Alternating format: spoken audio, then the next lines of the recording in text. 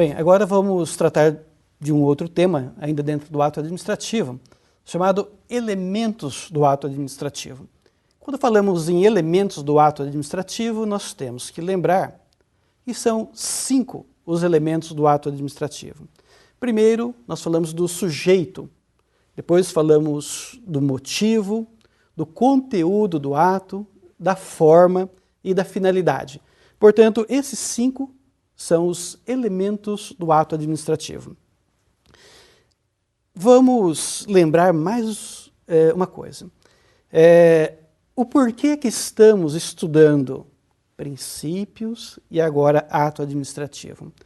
É que na atuação do servidor, espera-se que ele atue com observância de todas essas regras, mas pode ocorrer em determinados momentos desvios, pode ocorrer o descumprimento dessas regras, e aí nós vamos ter vícios. E existindo vícios, o servidor, em determinadas situações, pode refazer o ato ou, dependendo da situação, poderá ser punido e aquele ato ser inválido, ser inoperante. Não é?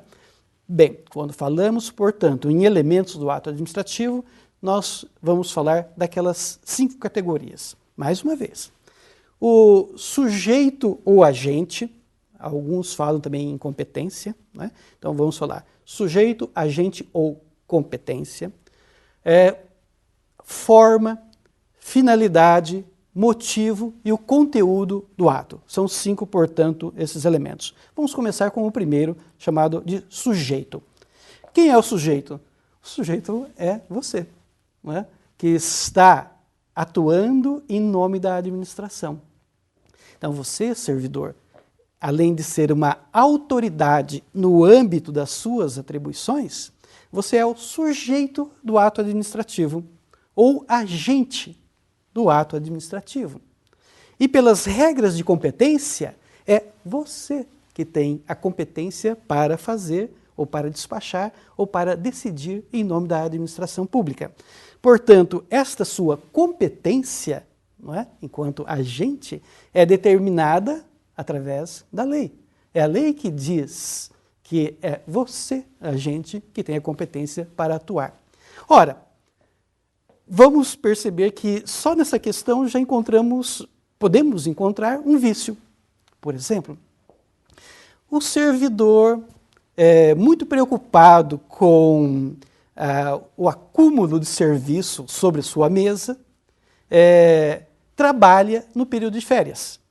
Não é? Ora, as férias do servidor começou na sexta-feira. Né? É chato, né? Férias começaram na sexta-feira, mas como exemplo, as férias começaram na sexta-feira.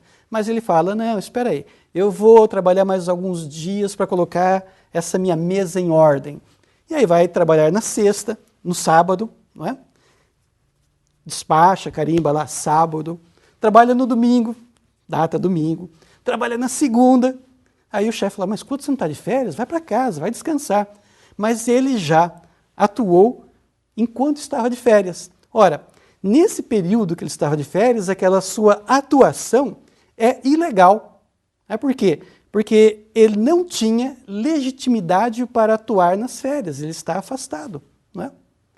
É claro que alguns colocam outra data, não é? Mas se estiver de férias, se estiver aposentado, pior ainda, né? Se estiver de licença. Mas vamos encontrar outras situações. Não é?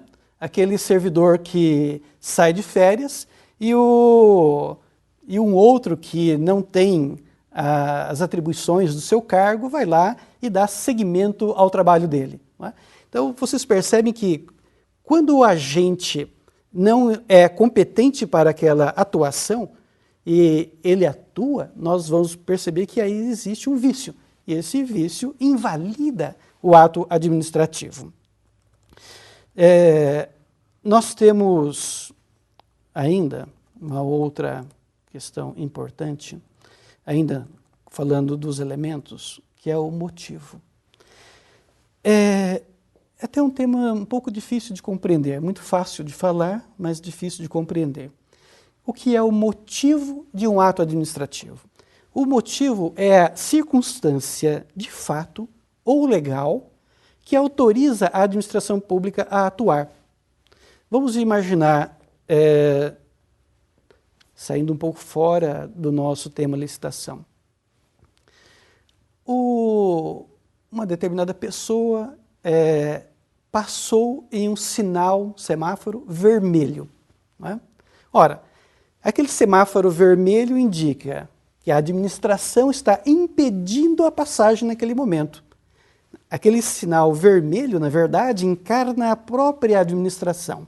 Não é? Pare, não é sua vez de passar. Mas a pessoa passa e o guarda está do lado do semáforo. Ora, o que o guarda vai fazer?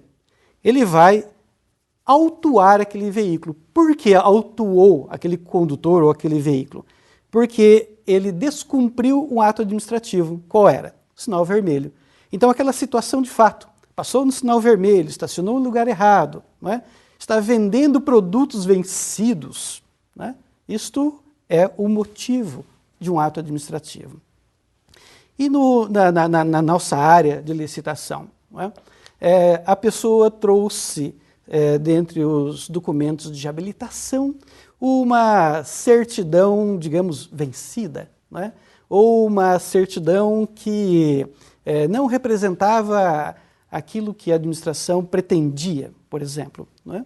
E o servidor, no momento, deixou passar. Quando chegar, por exemplo, num outro momento, o próprio servidor, ou seu chefe, ou alguém, percebe que existiu ali um vício. Não é? Um vício porque aquele documento não retrata, na verdade, o que se esperava. Então, o despacho, né, será, por exemplo, afastar aquele licitante por falta das condições de habilitação, né, como exemplo apenas.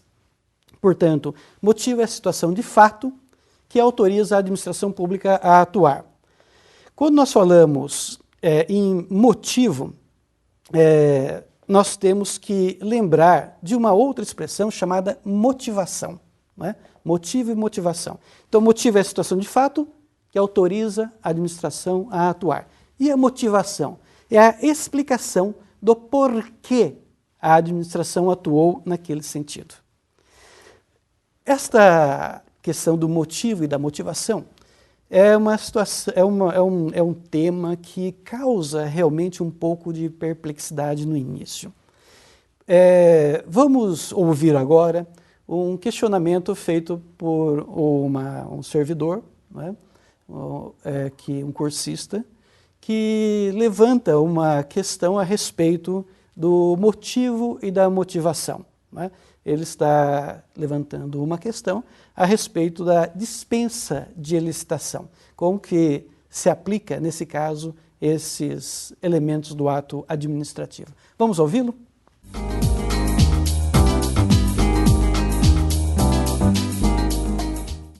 Olá, professor Zé Carlos. Primeiramente, eu gostaria de agradecer a oportunidade de ter feito, né, o curso com o senhor. Foi muito interessante, foi muito bom, foi muito proveitoso. E eu tenho uma pergunta com relação à dispensa ou inexigibilidade da licitação. A autoridade ela tem que fazer um despacho, né, motivando a dispensa ou inexigibilidade da licitação. Eu queria saber como identificar esse motivo e como fazer essa motivação dentro do processo administrativo.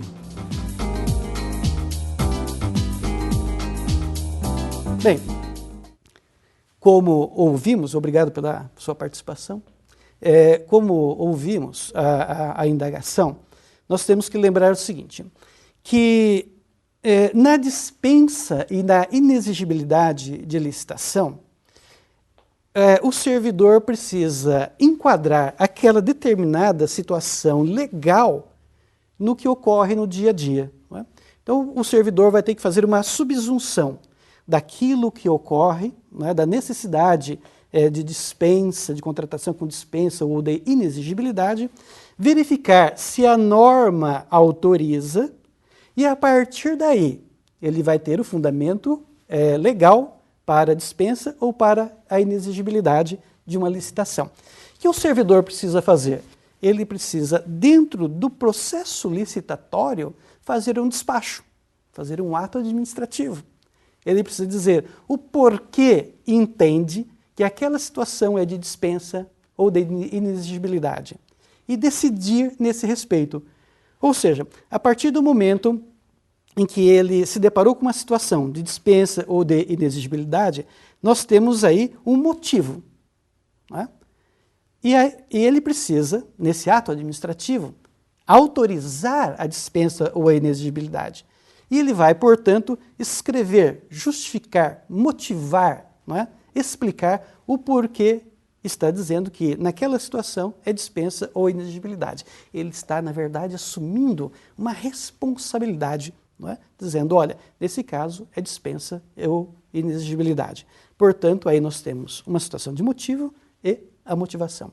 Espero que tenham compreendido bem.